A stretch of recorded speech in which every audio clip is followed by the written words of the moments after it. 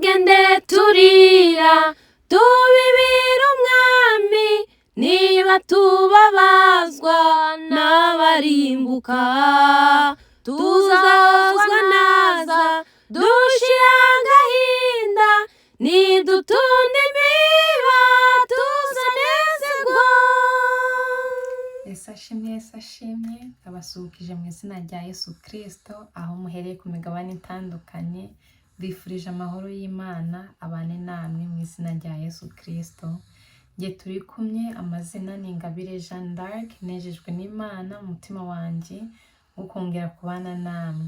Uyu munsi nifuje kubasangiza ijambo rivuga ngo kingura umwami Yesu yinjire cyangwa se nawe iha Yesu invitation musangire.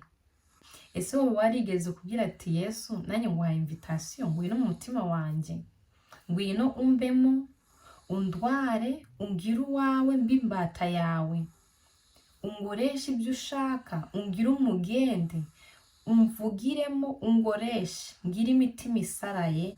Iyo Yesu akugize umugende ukamukundira akugira umugende mwiza, ukajya ubwira abantu imitima isaraye, imitima yaguye umwuma, ikumva ibyiza ute iguwe neza ngaho imvura iguye, ahumagaye hakabura urujojo.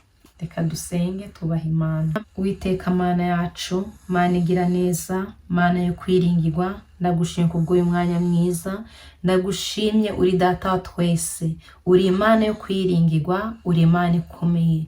Tuje imbere yawe duciye bugufi mutubare ibyaha n'ibicumuro, amaraso wamenye ko umusaraba atweza dutunganye, kandi uduha imbaraga zo kuzibukira ibyaha, uduha imbaraga zo kwirinda mu byo tuvuga mu izina rya Yesu Kristo.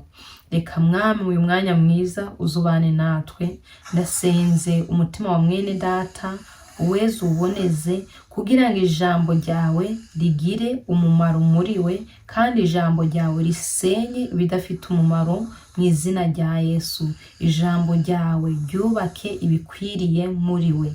Ndasenze mu izina rya Yesu imitima yacu ibe ububiko buzima bushimwa nawe, kandi mwami nitwumva ijwi ryawe uturinde kwinangira, ahubwo duce bugufi kuko abo ukunda urabacyaha. Ndagushimye kuko ugiye kubana natwe mu izina ryawe Yesu Kristo niko nsenze nizeye, amen amen. Reka dusome ijambo ry'Imana dusanga ibyahishuriwe Yohana, ibyahishuwe ibice 3 umurongo wa 19 tugeza kuri 23. Ijambo ry'Imana umutwe w'amagambo ravuga ngo udwandiko dwandikiye abi Rodokiya. 19 akagira ati abo ngunda bose ndabacyaha ngabahana ibihano, nuko rero gira umwete wihane, dore mpagaze ku rugi ndakomanga. Umuntu niyumva ijwi ryanjye agakingura urugi, nzinjira iwe dusangire, unesha nzamuha kwicarana nanjye ku ndebe yanjye y'ubwami, kuko nanjye nanesheje ngicarana na data ku ndebe ye. Ufite ugutwi niyumve ibyo umwuka abwira amatorero, amen. Imana yacu ishimye. Imana idufashe twumve ibyo umwuka arimo kubwira amatorero, twumve ibyo umwuka arimo kubwira umugeni wa Kristo. Iri jambo ryandikiwe itorero ry'i Laodikiya. Imana yararibwiye ati dore abo ngunda ndabacyaha kandi ngabahana ibihano, nuko rero gira umwete wihane. Ijambo ry'Imana riri kumbwira kandi ijambo ry'Imana ririmo kukubwira. Imana icyambere iravuze ko igukunda, kandi niba utaboneye, niba udatunganye, igiye kuguhana igihano. Kandi igihano Uwiteka agiye kuguhana ni igihano umubyeyi wese yahanisha umwana we. Iyo umwana akubaganye umubyeyi amunyuzaho umunyapfu, umubyeyi aramucyaha, umubyeyi aramubwira ati ibi ndukabikore ndukabisubire. Yabageze mu kigero aho umwana utamuhanisha ingoni, ari hahandi bigomba ko umanza wamuganiriza, aho umubyeyi akuganiriza ataha wakosheje, ntabwo ari ukwiye gukora uko. akagucyaha. Natwe ijambo ry'Imana ratubwiye ngo abo ikundira bacyaha. Twiyimire, twisuzume, aho tudatunganye duce bugufi. Tuce bugufi. Imana irangije avuga ngo nuko rero gira umwete wihane. 19 ngo dore mpagaze ku rugi ndakomanga. Navuze ati reka uyu mwaka duhe Yesu invitation. Tumuhe ubutumire. Tumuhe ubutumire, tumuze ati Yesu uyu mwaka ngwinuze wicaye mu mutima wanjye, ngwinuze umbemo, muri nge ubone aho kuba. Bya bindi bimziga, bya bindi binjyana ngatuma ngo ari ingeso mbi, bya bindi bituma mvuga nabi, ndakwiriye kuvuga nabi, bya bindi binsunikira kwanga musaza wanjye cyangwa kwanga murumuna wanjye, bya bindi binsunikira gusuzugura mama na papa. Yesu ngwinuze umbemo, kuko Yesu naza kambamo ibyo azabisohora. Ariko nindamuha invitation, nindamuha ubwo butumire, ntabwo nyine Yesu azaza. Umuririmbyi yavuze ngo nubona ko utagifite urukundo umenye yuko mwuka yagiye. Ntabwo Imana igiforosa abantu, ntabwo igihatiriza. Iyikubwiye ndi wumve irakureka. Iyo uyihamagaye ngo izebe muri wowe iba muri wowe, iyo yisunitse irigendera. Iyo Imana ivuye mu muntu hinjira Satani. Iyo mwuka wera avuye mu muntu abadayimoni barinjira, abazimu bakinjira, bakabata uwo muntu akayobogwa n'imyuka mibi.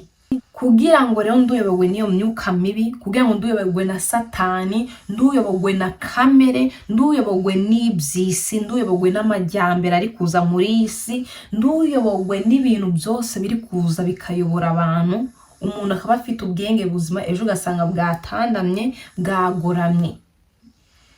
Niko wakemerera Kristo akaza muri wowe. Umurongo wa 10 bavuze ngo dore mpagaze ku rugi ndakomanga. Umuntu niyumva ijwi ryanjye agakingura urugi, nzinjira iwe dusangire. Rero Yesu arashaka yuko umuha invitation. Yesu arashaka yuko umuha karibu akinjira, kuko ninjira muzasangira, ninjira uzamenya amabanga y'ubwami, ninjira hari ibyo azaza aneshe. Hari umugabo nakunze kandi ujya unezeza cyane, umugabo bita Zakayo. Ubwo Yesu yajyaga i Yeriko hariho umuntu witwaga Zakayo. Yari ari umukoresha w'ikoro, akanyaga abantu, mbese akabarenganya, za manza zitabera. Ariko yumvishe yuko Yesu aje i Yeriko, ashaka kureba Yesu ngo amenye uko asa. Ariko ndiyabasha kumureba kuko abantu benshi bari bagose Yesu. Agira amatsiko yo kumva Yesu, bigeraho yurira igiti ati ndashaka kumva uyu muntu bavuga ngo ahagurutse ibirema, bavuga ngo ahindura imitima, wa muntu uzura n'abapfuye, uwo muntu ndashaka kumureba. Kuko Zakayo nawe yaragwaye, yari afite ingwara yo mu mwuka, yarapfuye, ashaka yuko Yesu yamuzura. Haleluya. Byigana nawe ukore kuri Yesu, byigana ukore kuri Yesu umutima wawe ukire, byigana ushake Yesu ubugingo bwawe bukire. Ntago ibintu byiza umuntu apfa kubibona, oya, n'agakiza karashakwa, gukizwa neza birashakwa, kugira umutima ubone birashakwa, kugira umutima wuzuye imbabazi birashakwa. Zakayo yari umukoresha w'ikoro kandi yari umutunzi, yarenganyaga abantu.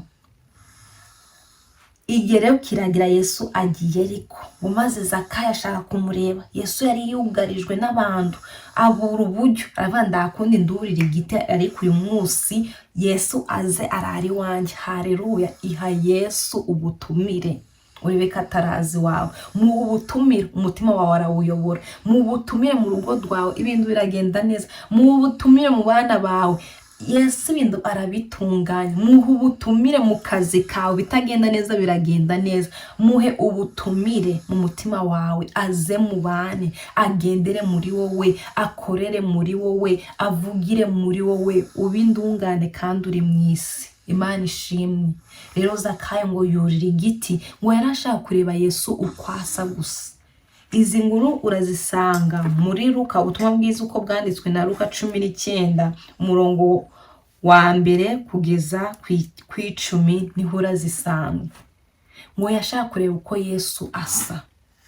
Zakayo yari yaranyaza abantu abo yarenganyaga, ariko Yesu ngo nawe kuko Yesu atajyahishwa, haleluya, Yesu ndabwo ajyahishwa. Bya bindi biri mu mutima wawe, bya bindi biri kubyigana, bya bindi ukora mu mwijima, Yesu nawe arabibona.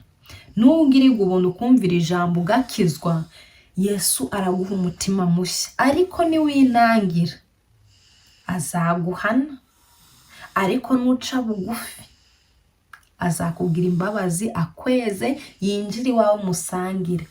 Ngo Yesu yari kwigendera Yeriko, arararama. Amaze kurarama bati Zakayo ururuka, uyu munsi ndarari wawe, haleluya. Shaka Yesu, numushaka uzamubona. Muha ubutumire azi wawe musangire. Ngo Yesu azijya kwa Zakayo, abantu bavuga amagambo atagiye kwa uriya muntu wanyaza abantu, uriya muntu wambuye abantu, uriya muntu wafashe, uriya muntu uca imanza zitabera. Bamuvuga ibintu byinshi batazi ko Zakayo umwuka w'Imana wamugenderewe, batazi ko yuko Zakayo nawe ubwe yirebye arizinukwa, abona yuko akwiriye guhinduka akaba umuntu mushya. Yesu rero ahageze ibintu birahinduka. Yesu n'umutuza mu mutima wawe, ibintu biragenda neza. Yesu n'umutuza mu rugo rwawe, ibintu biragenda neza. Yesu n'umbyati, Yesu ngwino tugendane mu kazi, ku kazi bazagukunda atari kuri mwiza, bazagukunda atari ko ufite amashuri menshi, bazagukunda atari ko uri n'umuhanga, kubera Yesu ari muri wowe, haleluya, kubera Yesu ari muri wowe. Iyo Yesu ari mu umuntu baramukunda, umuntu bamuha ibyubahiro, umuntu baramukunda. Hakaba n'umuntu ati nge nzaguhinga atari ko ari icyo yakoze, kubera Yesu ari muri we. Imana ishimwe. Nawe gira Yesu muri wowe, bya bindi Satani yakunyaze bizagaruka. Arega Yobu Satani yaramunyaze, ariko kuko yakomeje kunamba ku Mana, atuza Yesu muri we, umwuka w'Imana uba muri we, Imana igendera muri we, Imana ikora muri we. Nubwo yababaraga, ariko Imana yari iri muri we. Imana igiye kubimuha yamukubishura 2. Abana be Imana igiye kubamusubiza, ngimuha abakobwa beza bafite uburanga. Ngo muri icyo gihe ngo nda muntu wari ufite ubwiza ngubwo abakobwa ba Yobu. Imana ishimwe. Ubutunzi bwe buraza, amashyo ye yaraza, ibintu byongera bigenda neza. Iyo ufite Yesu, bya bindi Satani yakunyaze, bya bindi utagezeho bitewe kubera iminsi mibi yari gusohoreye, biraza. Hamagara Yesu aze muri wowe. Twasomye ijambo mu byahishira bango, abo ngunda ndabacyaha kandi ngabahana ibihano, nuko rero gira umwete wihane. Zakayo agize umwete arihana, aca bugufi. Yesu ageze aravuga ati ngiye ibyanjye ngiye kubiha abakene, abo namwe ngiye kongera mbasubize, ndetse ndabakubira 2. Yemwe abo yakubiye kandi abo yakubiye inshuro nyinshi, ndawababara ndawabamenya. Ariko ijambo ry'Imana rivuga ngo icyo gihe ngo yafashe ngo ubutunzi bwe ngabuha abakene, abo yayanyaze arabasubiza, ndetse agenda bakubira 2. Imana ishimwe. Iyo ufite Yesu muri wowe, ibintu byose birahinduka. Iha Yesu invitation muri uyu mwaka, ube umuntu mushya, ube umuntu mushya. Abantu bakore bavuga ati ni murokore, atari wa murokore wo kumunwa, oya, mu bikorwa. Nuvuga ijambo rikiza, uvuga ijambo riruhura abarushye, kuko Yesu azaba ari muri wowe. Uzaba umeze nka mikoro, uzaba umeze nk'igikoresho, uzaba umeze nk'umugende Yesu ashemo amazi meza atunganye rwose, yajye mu mitima y'abasaraye. Ndakwinginga kubw'ubuntu bw'Umwami wacu Yesu Kristo n'imbabazi z'Imana, iha Yesu ubutumire aze muri wowe, kuko nge narangije kubumuha rwose. Agiye kuza muri nge, andegeke, anyobore rwose, imbe Jeanne D'Arc mushya mutupi, mbe mushya. Nera imbuto nziza atari za mbuto zisharira abantu, nera imbuto nziza atari za ndubu, kuko Imana ndawe ndumye kwera indibu. yandumye kwera imbuto nziza ziryohera abantu bayo, abo nsengana nabo, abo ngorana nabo, abo mbana nabo, inshuti zanjye mberera imbuto. Uyu mwaka 2023 reka tube abantu bashya, duhe Yesu ubutumire. Ijambo ry'Imana ryavuze 19 abo ngunda bose ndabacyaha ngabahana ibihano. Nuko rero gira umwete wihane, gira umwete wihane, gira umwete utumire Yesu, gira umwete ubwire Yesu ati ngiye bino byarananiye ariko ndabizi ko bishoboye, ngwino uzube muri nge. Abana banjye barananiye ariko ndakwinginze Yesu, ni wowe ubafiteho ububasha ndetse n'ubushobozi, ngwino bayobore, ndabaguhaye, ndabagutuye, bayobore, ba muri bo, gendera muri bo, icara muri bo, basinzire bashijweyo. Yesu basure, ubambura ibitekerezo bibi, ubahe ibitekerezo byiza, uture muri bo. Ureke abana bawe batarakizwa, ureke umutware wawe batarakizwa, ureke ko mu rugo rwawe ibintu biragenda neza. Nuha Yesu ubutumire. Ariko nyine nubifata nk'ibisanzwe, Satani yaraza yinjire igashakiye. Umwana amubwira ati ca iy'ubumoso, umutware ati ca iy'uburyo, ati nawe subira inyuma n'ubundi uri kujyahe. Ariko nuha Yesu ubutumire azakuyobora kandi azakuyobora inzira nziza. Abawe azabayobora kandi abayobora inzira nziza. Uzanezerwa uri muri iyi si, ndetse nyuma y'ubuzima unezerwe ubuzima bwiza bwuzuye umunezero budashira, kuko tuzatugiye iwabo w'abadapfa. Kuri abo bahaye Yesu invitation. Ku murongo wa 20 havuze ngo dore mpagaze ku rugi ndakomanga, umuntu niyumva ijwi ryanjye agakingura urugi nzinjira dusangire. Yesu arimo gukomanga shuti, mukingurire, reka yinjire muri wowe, reka kuyobore, reka ture muri wowe, musangire ibyiza, musangire, aguhe umunezero we, aguhe ibyishimo.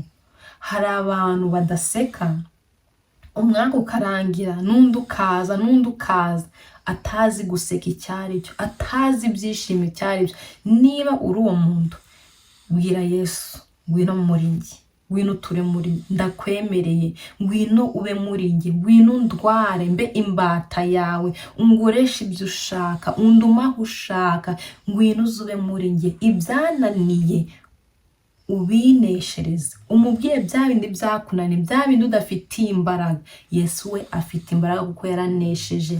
Indare y'umuryango wa Yuda yaranesheje, yahawe urufunguzo, agiye kuzimu, anyaga Satani, ararumwambura, aramukandagira, arangije akingura abera bose. Icyo batambagiye i Yerusalemu, abari bapfuye abantu bazima bakabareba. Kuko icyo gihe Yesu ataraza ngo aneshe Satani, habaga ari umuntu ukijijwe, adakijwe bose bajyaga ikuzimu kwa Nyamuteza akabakingirana. Yesu rero yaranesheje, afite urufunguzo. Mwemerere yinjire muri wowe, ayobore. Ku murongo wa 22 akavuga ngo unesha nzamuha kwicarana nanjye, haleluya, ku ndebe yanjye y'ubwami, nguko nanjye naneshe ngicarana na Data ku ndebe ye. Nitunesha tuzicarana na Yesu, nguko nawe yanesheje akicara ku ndebe ya Data. Kandi kunesha niko tuzamutumira akaza muri twe. Mu gihe Yesu atari muri twe, ndakunesha guhari.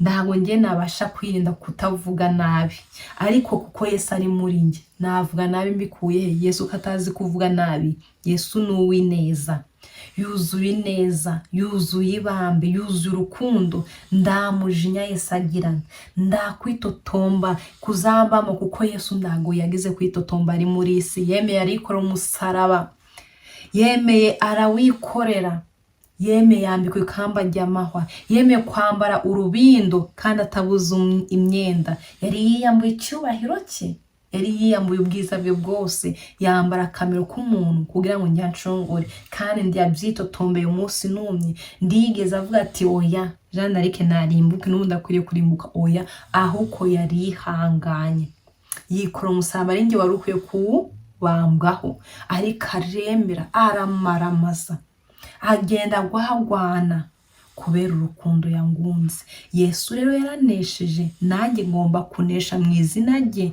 kuko no kunesha nzaba namuhaye ubutumire muri njye, nzanesha kuko azaba yarinjiye muri njye. Ariko mugenda muhaye karibu muri njye, ndago nzanesha. Mwe karibu neshe, mwe karibu neshe bizaza bihagaze bije kurwanya bisi muri mwaka ndatuzi bizazana. Ariko dukeneye imbaraga, dukeneye guhagarara kigabo, kandi kugira ngo uneshe ni kuzaba waratumiye Yesu akinjira mugasangira, akaguha amagambo agukomeza, amagambo yo kuguhumuriza, amagambo akomeye yuzaneshisha wa mwanzi Satani, amagambo yuzazimisha ya magambo yamanjwe y'abadayimoni.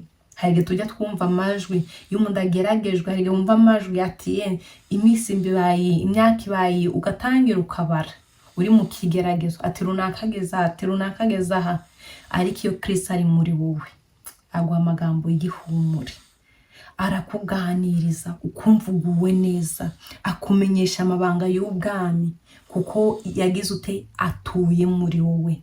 Muhe ubutumire, muhe invitation, muhe invitation, umutumire. Isi umuntu agiye gukora ubukwe arandika ubutumire, agatumira inshuti ze, imiryango, abari kure n'abari hafi, bagataha ubukwe. Tumira Yesu mu mutima wawe, aze agutware, aza kuyobore, aza gutegeke, akubera umwami w'ubugingo bwawe, akubera umwami kuvuga, uvuga amagambo aboneye, ya magambo akiza imitima y'abantu, ya magambo ahumuriza ubwoko bw'Imana.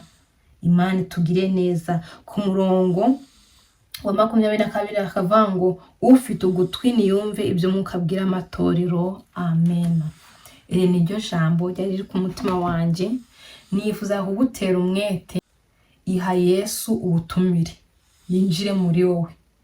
Zakayo ngo yumvise yuko Yesu agiye Yeriko, ngo yagize amatsiko, yagize umwete, ngo ijambo ry'Imana ryatuvuze ngo gira umwete wo kwihana. Yagize umwete yurira igiti, arabanda ashaka kureba uko Yesu asa, kureba Yesu uko asa gusa. Ngo amaze kumureba, Yesu nukuri nashimye, ndabwo ajyahishwa yuzuye imbabazi. Niba Yesu yarararamye, niba Yesu yari amwitegereje, ati Zakayo ko wiruhije, kandi aramubwira ati ururuka, kuko uyu munsi ndarari wawe, uyu munsi ndaza mu rugo rwawe, uyu munsi ibintu birahinduka. Ubwo Zakayo yasubizaga abantu bo yari yaranyaze, nabo yari yarafatiye ibyabo mu buryo butari bwiza, Yesu yavuze ijambo rikomeye avuga ngo agakiza kaje, kandi Yesu niwe gakiza. Yesu niwe buzima, Yesu niwe mbaraga, Yesu niwe uhindura ibyananiranye, bya bindi bitagenda mu rugo rwawe, bya bindi bitagenda mu kazi, banyeshuri bya bindi bitagenda. Mutumire Yesu, murebe ukuntu muratsinda. Mutumire Yesu, murebe ukuntu bamwe muri aba badogitereye, abandi muragira kure, abandi inguzanyo zirakomera, abandi abana banyu bari bububahe bakabumvira. Impamvu umwana nanirana niko butaratumiye Yesu.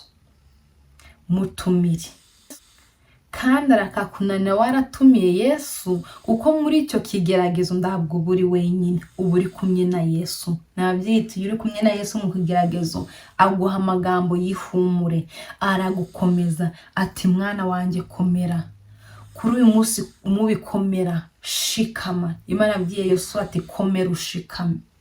Kandi amagambo yari muri iki gitabo uyibwire ku manywa na nijoro, kugira ngo uzahirwe muri byose, azaneshe muri byose. Ku munsi mubi azakomere, kuko azaba yarahaye Imana karibu, amagambo y'Imana yakamubana menshi, yakamuganza, azanesha. Ariko nidatumira Imana, uyu mwaka hari uwo uzabera umwaka mubi ku bantu. Ariko tumira Yesu, Yesu aze mu buzima bwawe, Yesu aze abane nawe. Reka twubahe Imana dusenge. Bazakayo, Zakayo yaruriye igiti, nawe urira, ntaho nzi igiti ururira, ariko shaka Imana, pfukama usenge, soma ijambo ry'Imana, ririmba indirimbo z'ibihimbano, ririmba kantike, ushaka Imana n'umutima wawe wose.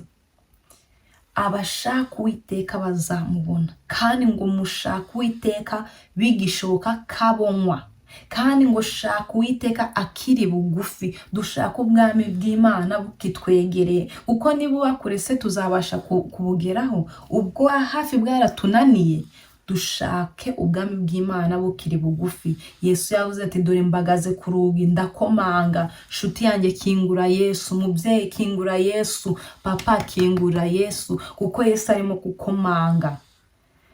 Musaza wanjye muri Yesu Kristo, mukuru wanjye, murumuna wanjye muri Yesu Kristo, kingura Yesu. Yesu arashaka kwinjira. Hari ibyo Yesu ashaka gufikisa mu buzima bwawe. Ibitagenda neza Yesu arashaka ko bigenda neza. Yesu arashaka gukubura ka kavuyo kari mu mutima wawe. Arashaka gusohora ibyana by'ingunzu, ubusambanyi, ubuhehesi, ubusinzi, ububeshi, amatiku, amagambo, bya bintu byose Yesu arashaka kubisohora. Amen. Reka tubahe Imana dusenge. Wera wa Isiraheli, turagushimye, turaguhimbaje. Ndagushimye Uwiteka kubw'imbabazi zawe, ndagushimye kubw'urukundo rwawe, ndagushimye kubw'ijambo ryawe rizima, mu izina rya Yesu Kristo. Yesu aratubwiye yuko arimo gukomanga ku nzugi z'imitima zacu, kandi twumvijwe igihe twere kwinangira, ngaho dukingure kuko ari buze gusangirana natwe. Mwami ndakwinginze ngo inuze winjire mu mutima wanjye, wiboneremo aho kuba, undware umbere umwami, undegeke mu izina rya Yesu Kristo. Ugira imbata yawe, ungoreshe icyo ushaka mu izina rya Yesu. Ndakwihaye Uwiteka, ndakwiyeguriye. Reka ijambo ryawe rize ringanze, kandi reka ijambo ryawe rize rikize ibidakwiye muri nge, ubisenye mu izina rya Yesu. Niko nsenge mwene data, mugirire neza. Arifuza yuko wamutwara, arifuza yuko wamubera umwami, arifuza yuko wamuyobora, arifuza yuko wamba uwe mu izina rya Yesu Kristo. Ndakwinginze injira mwawe uriya mutima ubabaye, injira mwawe uriya mutima ukomeretse, injira muri uyu mutima wajenjaguwe, mwami ukize mu izina rya Yesu. Injira muri famiye, injira muri uyu muryango, injira muri ubuzima bwa mwene data, ubuhindure bushya, kuko mwami aciye bugufi, arashaka kuyoborwa nawe. Kandi mwami ndakwinginze uko wabwitoro Girodokiya data, ngo abukunda urabacyaha, natwe uradukunze, kuko ijambo ryawe riradusohoreyeho ngo tugire umwete, twihane, kugira ngo tuzabashe kwicarana n'umwami Yesu kuri yandebeye mu bwami bwo mu ijuru, kuko yaranesheje umuha kwicarana nawe data. Ndakwinginze mwami Yesu, ngwino uze mu mitima yacu, ngwino uze ubonaho kuba, ngwino uze ube mu mitima yacu, utubemo mu izina ryawe Yesu Kristo. Ngwino dutware, ngwino tuyobore uyu mwaka wa 2023.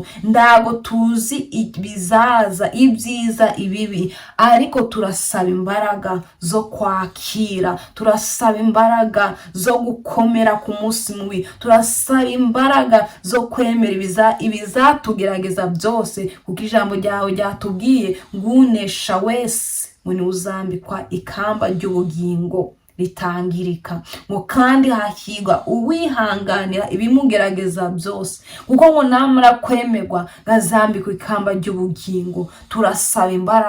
Turasaba imbaraga mu izina ryawe Yesu. Ibizatugwanya ntago tubizi, ariko turasaba imbaraga, ijambo ryawe ribe muri twe rigwiriye. Kandi mwami Yesu, ngwino uzube muri twe, ube muri twe, kuko nuba muri twe Satana azadutinya, Satana azaduhunga. Kandi turakwinginze uduhe imbaraga zo guhunga Satani mu izina rya Yesu, ngo nitugwanya Satani nawe azaduhunga. Bana natwe mwami, bana na mwene data, umugire neza. Ijambo ryawe ridukize kandi ritubohore, ridushikirize mu bwami bwawe, rikura ubwoko bwawe mu mwijima, rikura abantu mu ndege nge, ahubwo ribashe ushire mu imbaraga. Mana ndagushimiye yuko utashe mu mitima yacu, ndagushimiye yuko uje kubana natwe, ndagushimiye yuko uje kutuyobora, ndagushimiye kubw'imbaraga utanze muri twe, ndagushimiye kubwa Mwuka Wera kazabana natwe, ndagushimiye Yesu Kristo yuko uzatuyobora mu kuri kwawe kose, izina ryawe nirishimwe.